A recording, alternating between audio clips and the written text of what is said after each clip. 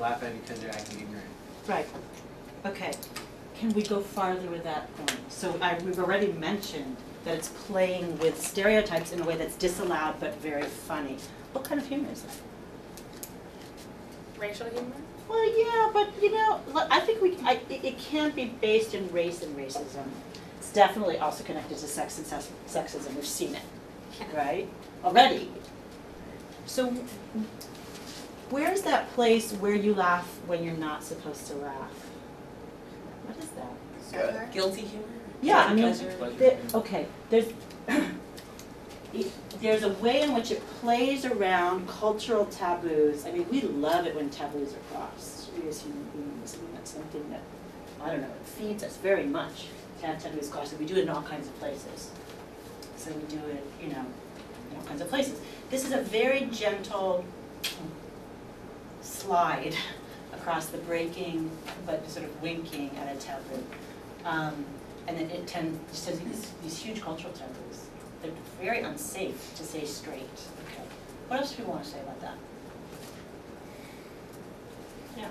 Like, it's accessible at very little cost also. Like, someone can just post a video and not really say anything about it, except, you know, that one said like, awesome, like, cool or something, and that's the only comment the poster places there. And then like other people come and can judge and write whatever they feel like, but it's kind of all anonymous. Yes, but the anonymity is so important, because if someone in this room were to make the same kind of racist move with black students, Latino students, Asian students, and sensitive white students in the room, and me, you know, it would be very unsafe.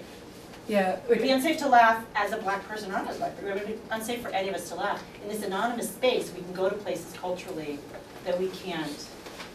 I saw on the Old Dirty Bastard video, one of the comments, it was like the last one on the screen, was like, I never knew Ol was a cake eater, and then I couldn't see the rest of it, but it's just like, you know, people probably wouldn't be saying that out loud. That's right. Okay. So there's something, now the question is that thing that's permitted good for us as a society? Is it a good release? Or is it enabling, you know, sense of, and again, we don't need to make grand statements, I'm just sort of trying to talk about the range of possible answers. Or is it enabling behavior that, like, the reason it doesn't happen in a room is because it's behavior we're not interested in, right? There's no right answer, just a range, right? Yeah. On the same, I don't know, note, talking about the comments, it's interesting the breadth of things you'll get. Like, you'll have some that, like, look at the one after her is like, I felt ashamed for the fat girl, she thinks she's hot. Obviously joking, obviously doesn't care. But then you'll see other comments where people will actually like claim their gang. Or, you know, there's the breadth of, I mean, some people take it very seriously, it's interesting. Like, yes. My brother's showed me videos where people will get in fights on the comments about like whose gang is better and stuff like that. Okay, so again, there's something really complicated about it not being moderated. So it's a much more democratic forum than this one. Again, where there's rules of behavior, there's me. There's the reporters, there's the camera, that's sort of keeping us in check. There's no one keeping this in check. I mean, you get your comment taken off, but otherwise you can do whatever you want. And again, are we interested in that as a model for public conversation, completely unmoderated? Where some people are serious and some people are joking, and people have all these other agendas. They could be selling stuff, they could be, you know, getting the gang information or whatever. One more and then we can go on. I wonder if the anonymity of the comments lends itself to people being more truthful about their real opinions of things, or they finally feel like, you know, in society you have to hold so many things in that maybe they kind of go overboard just because it's the thing to do on the internet. Like I can't believe there's as many racists in the world as there are people who go on the internet and just type stupid racial stereotypes, or just, I don't know, I feel like sometimes they just say that because they can, not necessarily it's anything they believe in, or, I don't know. Let's hold on it. I mean, when we're thinking about all semester, I think we're all very curious about that. You should watch yourself when you participate, you know. Do you overdo it? I'm not saying that you engage in racist. do you, you know, is it a place where you can say, you know, where you can kind of go for it and be funny or, you know, be extreme, or are you using it for other reasons? And clearly, over the course of a day, you might do a variety of things. You know, one of the things that and I'd like to ask is if I'd like the next group to be people who chose something serious up there, something that doesn't rely on humor. I wonder if there's any in the room. So I'd like to have a round of serious videos, and let's think So what I wanted, remember what I said last class, every kind of video can be on there. The form of YouTube is blind to what gets put on it. What people watch is a different matter. So let's watch a couple serious ones and see what else they tell us about what's going on in the space.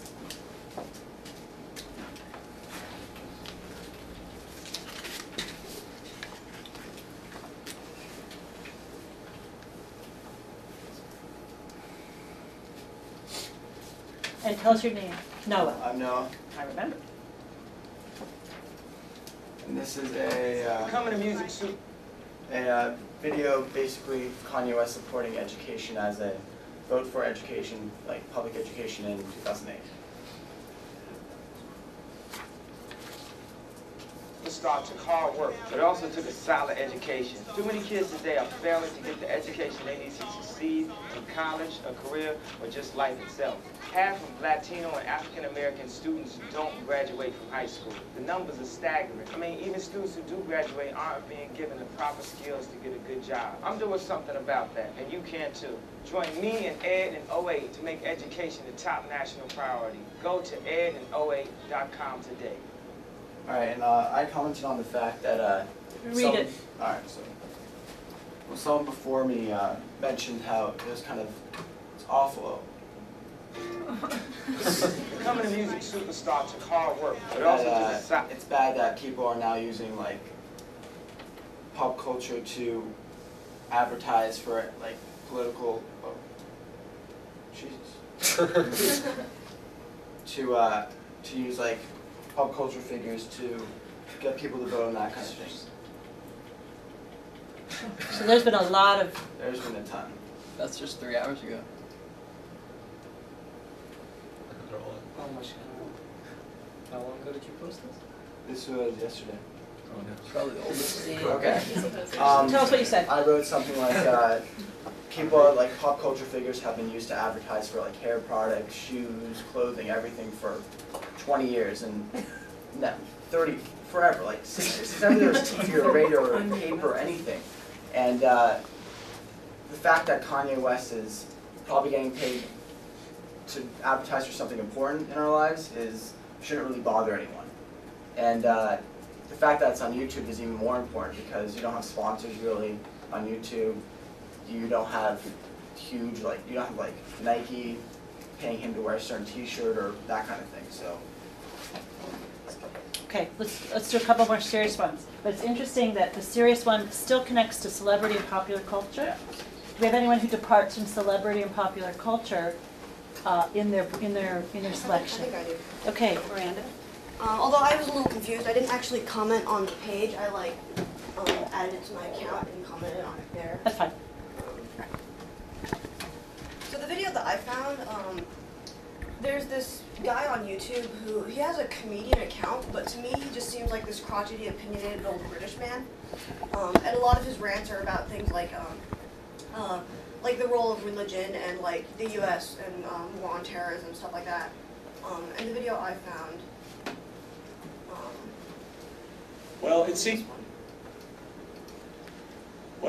that my little video about Islam has caused a storm in a teacup in Berkeley, California, where somebody on the grandly named Peace and Justice Commission circulated it in an email, and everybody was shocked and disgusted. Well, they said they were shocked and disgusted, which is not really the same thing. But one person even called it hate speech, as if I'm some kind of neo-Nazi. Give me a break. I'm not even a Catholic anymore.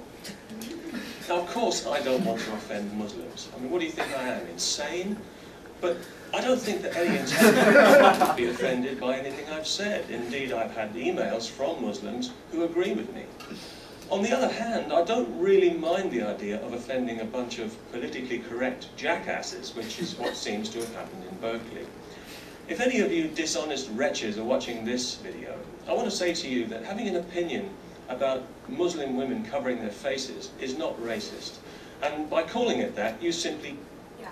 Well, and also this was sort of what I was talking about in terms of external links, because I wanted to see what the Berkeley email was that had references. I guess I referenced one of his earlier videos, I'm not sure which one exactly. But I think what is really unique about this is just that there seems to have spawned this huge debate about racism and free speech, and